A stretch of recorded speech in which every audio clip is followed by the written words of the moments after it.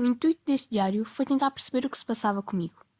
Nos últimos tempos, os dias já não são o que eram e eu já não sou o que esperava ser. Todos os dias acordo com a incerteza da pessoa que serei nas 24 horas seguintes, portanto decidi começar a escrever. O objetivo era tentar entender o porquê de estar a passar por isto. Na maioria dos dias, escrevia com o desejo de compreender o cotidiano das pessoas que eu era e que sou.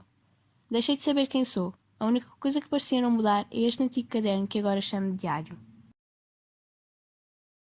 Achei muito estranho estar no corpo de uma pessoa que me era desconhecida, mas aos poucos comecei a entender os gostos, hábitos, costumes e características de cada um. A primeira pessoa que me transformei foi um homem que aparentava ser simples. O que mais me chamou a atenção foram os seus olhos azuis, que pareciam guardar mais memórias que a própria mente. O cabelo era loiro e a pele muito pálida. A estatura era média mas curvada e os ombros não muito largos. Descobri que este tal homem, conhecido por Alberto Caeiro, tivera nascido em Lisboa a 16 de abril de 1889. Contudo, mudou-se para a quinta da sua tia-avó, no Ribatejo, depois de ter ficado órfão. Sempre vivi, ou pelo menos até onde a minha memória consegue recuar, sem pais. Órfão, fui meio que obrigada a ir viver com os meus parentes mais próximos, a minha tia-avó. Sei que os meus pais morreram e ainda hoje há dias em que me deito lá fora, sempre que a saudade dá um aperto no peito. Na escuridão, ouço apenas o barulho das cigarras e das rãs, mas não é algo que me incomode, faz-me sentir parte da natureza. Deitado, olho o céu e penso no que haverá lá em cima, por trás de todos aqueles pontinhos brilhantes, a que chamamos estrelas. Quando era mais novo, diziam que podia olhar para elas e que os dois pontinhos mais brilhantes eram os meus pais, lá em cima a cuidar de mim. Ainda hoje acredito nisso e por isso, de vez em quando, tento matar as saudades de alguém que já na memória aparece desfocado. Os meus dias são muito calmos, monótonos, e quando há algo fora do normal, mais entusiasmante, é apenas porque o meu rebanho fugiu e eu terei de andar durante as próximas horas, louco, à procura. Costumo acordar muito cedo, ainda antes do primeiro raio de luz atingir o céu. Já é hábito, é a vida de uma pessoa no campo. Quando o sol atinge o seu ponto mais alto, é hora de ir almoçar. Nunca há nada de especial, sou eu que cozinho e para cozinhar não tenho grande jeito. Se me apetecer cozinhar, será algo simples, pouco trabalhoso, mas que não me deixe com fome. Durante as próximas horas, as horas de calor, como se diz cá, irei descansar, provavelmente dormitar, ou então, se o cansaço depois de almoço não atacar, irei dedicar-me à poesia.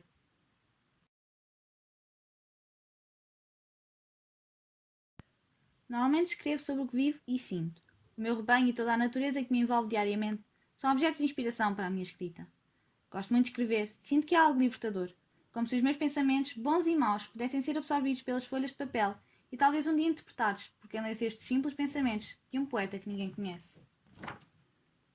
O meu gosto e dedicação pelo meu rebanho e poesia tornaram-se bastante óbvios, quando dei por mim sentado com uma folha que parecia já utilizada, e escrevi o que considero até hoje a minha maior inspiração.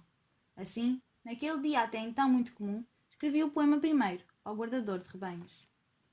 Eu nunca guardei rebanhos, mas é como se os guardasse. Minha alma é como um pastor, conhece o vento e o sol, e anda pela mão das estações, a seguir e a olhar.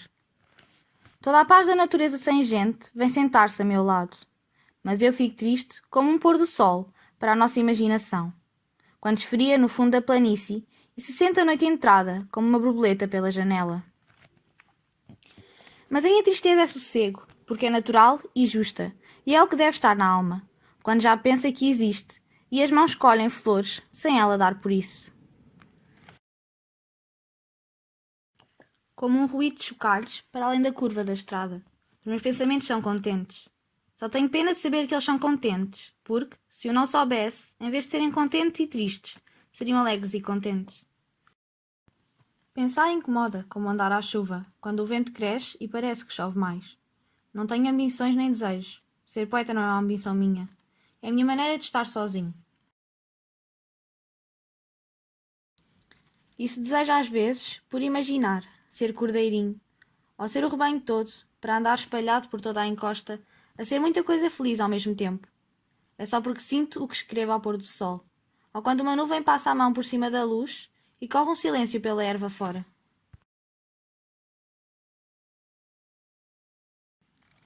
Quando me sento a escrever versos, ou, passeando pelos caminhos ou pelos atalhos, escrevo versos no papel que está no meu pensamento, sinto um cajado na mão e vejo um recorte de mim, no cimo de um outeiro, olhando para o meu rebanho e vendo as minhas ideias, ou olhando para as minhas ideias e vendo o meu rebanho, e sorrindo vagamente, como quem não compreende o que se diz e quer fingir que compreende.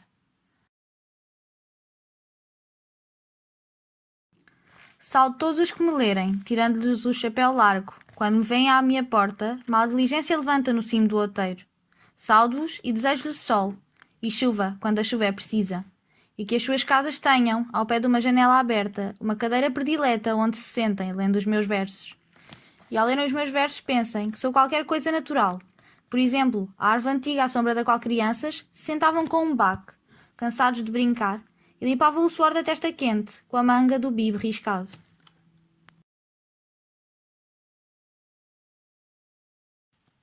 E por enquanto, são estes os meus pensamentos escritos num papel que provavelmente acabará desconhecido. Mais tarde, o sol irá desaparecer, uma brisa fresca se levantará e o céu se tornará algo inimaginável. Serão então horas de acabar os trabalhos e recolher o gado. Ao jantar irei comer algo leve, que não pese no estômago, talvez uma sopa, pois mais um dia chega ao fim e amanhã me espera outro igual, ou talvez um pouco mais entusiasmante. A poesia de Alberto Queiro foge dos termos rebuscados através de versos livres e brancos. A linguagem é simples e familiar, e há um predomínio do presente do indicativo, pois tanto a viver no presente, o passado e o futuro não lhe interessam. Por mais simples que aparentem ser, nas criações de Alberto Queiro conseguimos encontrar um conjunto de pensamentos coerentes e com significados profundos, que se escondem atrás de palavras simples. Palavras de alguém que não procura qualquer sentido para a vida ou para o universo, porque lhe basta o que vê e sente em cada momento.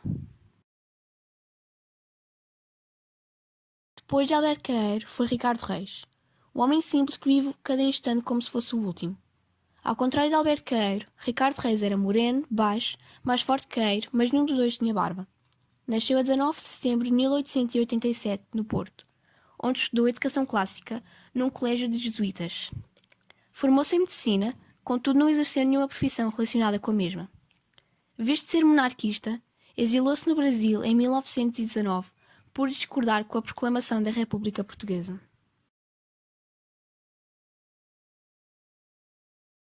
Acordo numa cidade barulhenta, cheia de sons e cheiros, porém ainda não amanheceu. Mas como se costuma dizer, a cidade nunca dorme, e por isso haverá sempre alguém acordado, ou por obrigação, ou porque assim lhe apeteceu. Gosto de acordar cedo, de começar o dia quando o sol ainda se levanta. Nos tempos em que vivi no Brasil, por volta desta hora, estaria à beira-mar, a ouvir as ondas, simplesmente a aproveitar o momento. Aqui não, em Lisboa tudo é mais confuso, barulhento. Ninguém vê ninguém, ninguém olha ninguém, ninguém fala com ninguém. É quase como cada um vivesse no seu próprio mundo, muito apressado. Hoje passei pela Baixa. Algumas coisas mudaram desde a última vez que aqui estive. Há muitas lojas novas e antigas que já ninguém conhece. Já foram esquecidas. Almoço agora num dos novos restaurantes que abriram e ouço no fundo o rebentar das ondas e as gargalhadas de uns turistas que se sentam ao meu lado. Olho fixamente o rio até não o conseguir distinguir do céu e penso no que poderia ter sido diferente. Os meus gostos, o meu percurso em medicina que nunca aconteceu, a minha ida para o Brasil, tudo. E tudo me parece tão longe, já tão distante da pessoa que sou hoje. Mas a vida não é algo que me assuste, o destino já está definido e assim a morte faz parte dele, marca o fim deste. Depois do meu almoço, um pouco nostálgico, regresso ao hotel em que estou alojado. Todos aqueles pensamentos sobre o passado deram-me inspiração e por isso decidi escrever. Nunca me considerei poeta, pois um homem que escreve aquilo que pensa, por felicidade ou por desabafo, não sei se será poeta. E assim nasceu Vem sentar-te comigo, Lídia, à beira do rio. Talvez considere este poema aquele que melhor me caracteriza, que é mais Ricardo Reis. Vem sentar-te comigo, Lídia, à beira do rio. Sossegadamente fitemos o seu curso e aprendamos que a vida passa e não estamos de mãos enlaçadas. Enlancemos as mãos. Depois pensemos, crianças adultas, que a vida passa e não fica, nada deixa e nunca regressa. Vai para um mar muito longe, para o pé do fado, mais longe que os deuses. Desenlancemos as mãos, porque não vale a pena cansarmos-nos. Quer gozemos, quer não gozemos, passamos como o rio. Mas vale saber passar silenciosamente e sem desassossegos grandes. Sem amores, nem ódios, nem paixões que levantam a voz, nem invejas que dão movimento demais aos olhos, nem cuidados, porque se os tivesse, o rio sempre correria e sempre iria ter ao mar. Amemo-nos tranquilamente, pensando que podíamos, se quiséssemos, trocar beijos e abraços e carícias. mas que mais vale estarmos sentados ao pé um do outro, ouvindo correr o rio e vendo-o. Colhamos flores, pega tu nelas e deixa-as no colo, e que o seu perfume suavize o momento. Este momento em que sossegadamente não queremos em nada, pagãos inocentes da decadência. Ao menos, se for sombra antes, lembrar-te-ás de mim depois, sem que a minha lembrança te arda, ou te fira, ou te mova. Porque nunca laçámos as mãos, nem nos beijámos, nem fomos mais do que crianças. E assim, com os versos ainda inacabados, são horas de jantar. E eu nunca me atraso, por isso, às 8 ou um pouco antes, estarei sentado na sala, à espera do jantar. O meu dia acabará com umas páginas de um livro que me recomendaram. E amanhã será outro dia, talvez mais apressado ou não. Possa ser que as pessoas falem. Por enquanto, o rio corre e não espera. E a nós cabe apenas saber aproveitar cada momento. A poesia de Ricardo Reis é maioritariamente composta por versos brancos e estrofes regulares, com linguagem culta e precisa, sem qualquer espontaneidade. Por ter estudado mitologia, alguns dos seus poemas possuem alusões mitológicas. Ricardo Reis procurou os simples prazeres da vida em todos os sentidos, de tal modo que admira a própria calma e serenidade com que encara a vida, sendo inspirado pela clareza, equilíbrio e ordem do seu espírito greco-latino. Procura atingir a paz e o equilíbrio sem sofrer, sobrepondo a razão sobre a emoção, sendo afogador um dos seus motivos poéticos. Defende o prazer do momento, carpe diem, como o caminho para a felicidade, aceitando as leis do destino e tendo a morte como a única certeza na vida. A terceira pessoa em que me transformei foi um homem que era conhecido pelo seu interesse na evolução e inovação. Nasceu em Tavira a 15 de outubro de 1890, onde mais tarde esteve no Liceu em Lisboa. Já mais velho frequentou o curso de Engenharia Mecânica e Engenharia Naval na Escócia. Em 1913, realizou uma viagem de barco ao Oriente, na qual começou a escrever poesia. Regressou a Lisboa, onde durante algum tempo se dedicou à escrita, partindo mais tarde para Londres, onde viveu e trabalhou durante alguns anos. Tendo ficado desempregado, regressou a Lisboa, onde se fixou definitivamente. Tanto ter viajado, pouco se sabia de Álvaro de Campos, apenas que era alto, magro, tinha cabelo liso e usava um monóculo. E eu regresso mais uma vez para a capital, cidade que agora chamo casa. Regresso de Tavira. Não existe uma razão concreta para ter lá ido. Acho apenas que mudar de ar, rever pessoas e talvez fugir um pouco à confusão da capital fazem bem a uma pessoa. Depois de ter saído de casa de uns amigos onde fiquei, fui passear pelas ruas. Fiquei surpreendido pelas mudanças desde a última vez em que as tinha visto. Contudo, já era hora de ir para a estação. Sempre fui deslumbrado, talvez até se possa dizer encantado, com máquinas. E o comboio não é exceção. Todo o mecanismo envolvido, a conjunção perfeita entre as peças e a ligação entre as carruagens e as linhas de ferro são algo que me fascinam. Agora já sentado, encontro lugar à janela e sem ninguém por perto. Nestas viagens mais longas prefiro não ir acompanhado, pois acho que aquelas conversas banais não levam ninguém a lado nenhum. Consigo ver as paisagens a passar. As cores lá fora mudam como se de um filme se tratasse. A diferença é que somos nós que nos mexemos enquanto o filme continua o mesmo. Somos nós que mudamos de lugar e de tempo. E todo este pensamento lembra-me da minha viagem ao Oriente, onde comecei a escrever e a interessar-me mais por poesia.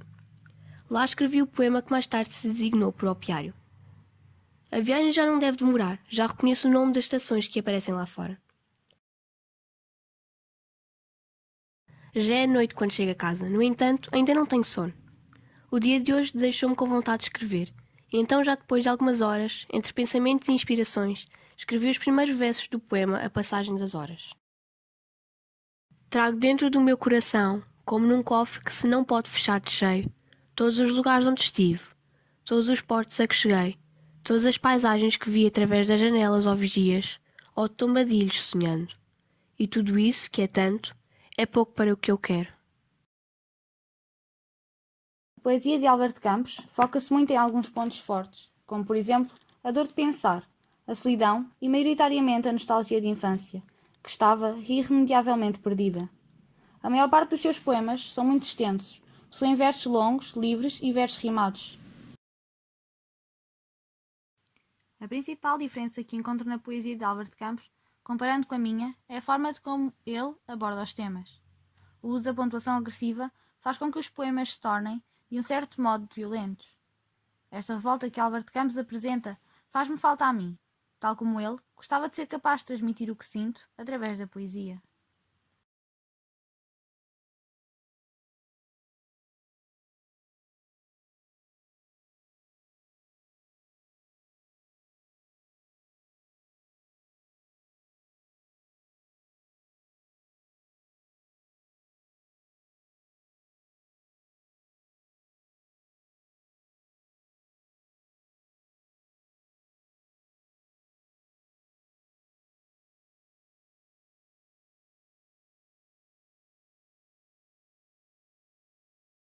Terá sido tudo isto um sonho?